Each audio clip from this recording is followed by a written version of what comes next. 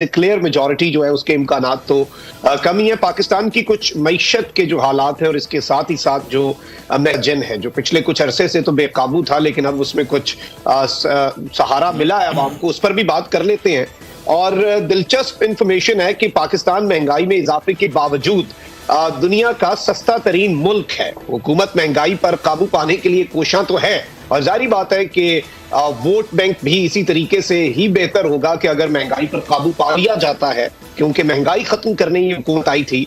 World of statistics की जानिब से पाकिस्तान को दुनिया का सस्ता तरीन मुल्क करार दिया गया है, और दुनिया में दूसरे नंबर पर मिस्र और तीसरे नंबर पर भारत जो है उसे सस्ता तरीन मुल्क कहा गया है। और गुज़श्ता 2 हफ्तों से कुछ कीमतों के अशारियों में भी कमी आई है। घी और खुर्दनी तेल की कीमतों में भी कुछ कमी हुई है, और घी की फी किलो कीमत में 69 रुपए की कमी और खुर्दनी तेल के मुख्तलिफ ब्रांड्स की कीमतों में 18 से 76 रुपए की जो कमी है वो वाक़ई हुई है। तो इस सब के अंदर रूसी तेल की आमद के साथ पेट्रोलियम मसनूआत की कीमतों में भी कुछ कमी का इम्कान है।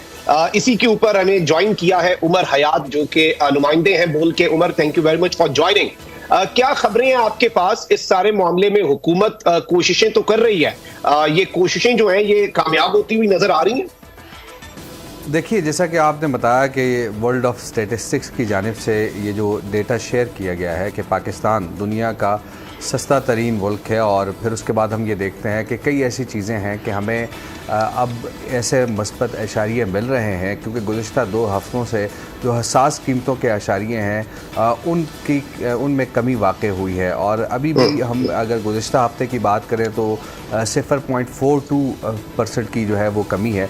और इसमें हम ये देख रहे हैं कि जो इससे पहले हम जब भी जो SPI रिपोर्ट आती थी तो तकरीबन 30 अशिया की कीमतों में इजाफा होता था। अब जो चीज़ें हमें नज़र आ रही हैं उसके मुताबिक 18 अशिया की कीमतों में इजाफा हुआ है और 16 अशिया की कीमतों में कमी हुई है। बड़ा इम्पैक्ट पड़ता है कि जो पेट्रोल और डीजल की कीमतों में कमी आई है उससे भी। और दूसरा आपने बताया कि घी और खुर्दनी तेल की कीमतों में कमी, तो इंटरनेशनली जो है वो एक इन चीज़ों की कीमतों में कमी के आसार नज़र आ रहे हैं। लेकिन कुछ ऐसी चीज़ें हैं कि जब तक हम उसको अंडर कंट्रोल नहीं करेंगे तो महंगाई जो है वो मज़ीद बढ़ती जाएगी और इसमें कमी नहीं आएगी। लेकिन वो उसके लिए हुकूमत को कुछ ऐसे मेजर्स लेने होंगे जिसमें एक्सचेंज रेट जो है वो सबसे इम्पॉर्टेंट फैक्टर है, कि क्योंकि पाकिस्तान बड़ी तादाद में अशिया जो है वो इंपोर्ट करता है और फूड आइटम्स बेसिकली जो है वो ज़्यादा इंपोर्ट करता है, और इसके साथ साथ जो पेट्रोलियम प्रोडक्ट्स हैं वो इंपोर्ट करता है। तो ये जो इंपोर्ट है इससे एक तो पाकिस्तान का फॉरेन एक्सचेंज बाहर जाता है, और फिर दूसरा ये है कि जब हमारे रुपी की जो है वो डिप्रिसिएशन होती है तो उससे भी बराह रास्त जो है इन्फ्लेशन पर असर पड़ता है। आज हम देखें कि अगर CPI है तो CPI जो है वो 36.5% पे पहुंच चुकी है। तो उसको कम करने के लिए आपको सरे 10 ये इक़दामात करना होंगे कि एक्सचेंज रेट को आपने, क्योंकि हमने IMF से PTI हुकूमत में एक मुआहिदा किया था, और क्योंकि IMF तो ये कहता है कि हमारा पाकिस्तान के साथ मुआहिदा है, हमारा नून लीग या PTI या PP के साथ कोई मुआहिदा नहीं है, तो हम उस मुआहिदे के तहत हमने एक्सचेंज रेट को मार्केट बेस जो है वो छोड़ा, तो जिसकी वजह से एक्सचेंज रेट आज इस नहेज तक पहुँच गया। अब IMF हमसे मुतालबात कर रहा है, IMF के मुतालबात भी हुकूमत की जानिब से पूरे किए जा रहे हैं।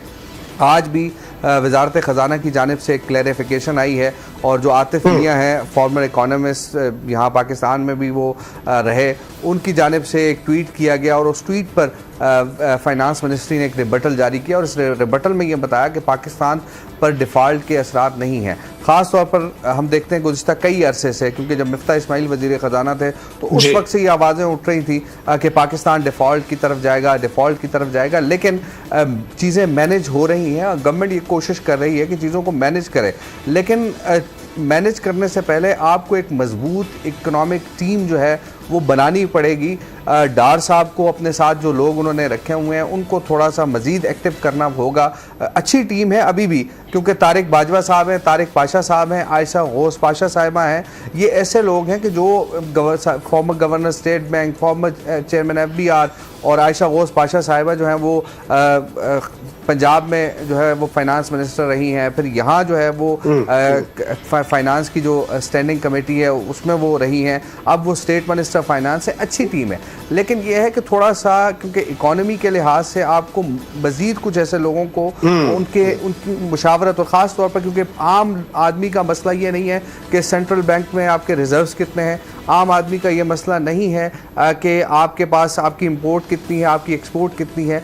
आम आदमी का जो मसला है वो है इन्फ्लेशन, वो है महंगाई, और महंगाई पर काबू पाना ये हुकूमत की जिम्मेदारी है, और आवाम को रिलीफ देना ये हुकूमत की जिम्मेदारी है। हमने ये देखा कि जब पीटीआई की गवर्नमेंट लास्ट टाइम जब जा रही थी अप्रैल से पहले, जब फरवरी में ये अनाउंस किया गया कि जनाब जो पेट्रोल है, जो डीजल है, उसकी कीमतें कम की गई, फिर उसके बाद बिजली के रेट्स कम किए गए, तो वो बेसिकली एक डिज़ास्टर था।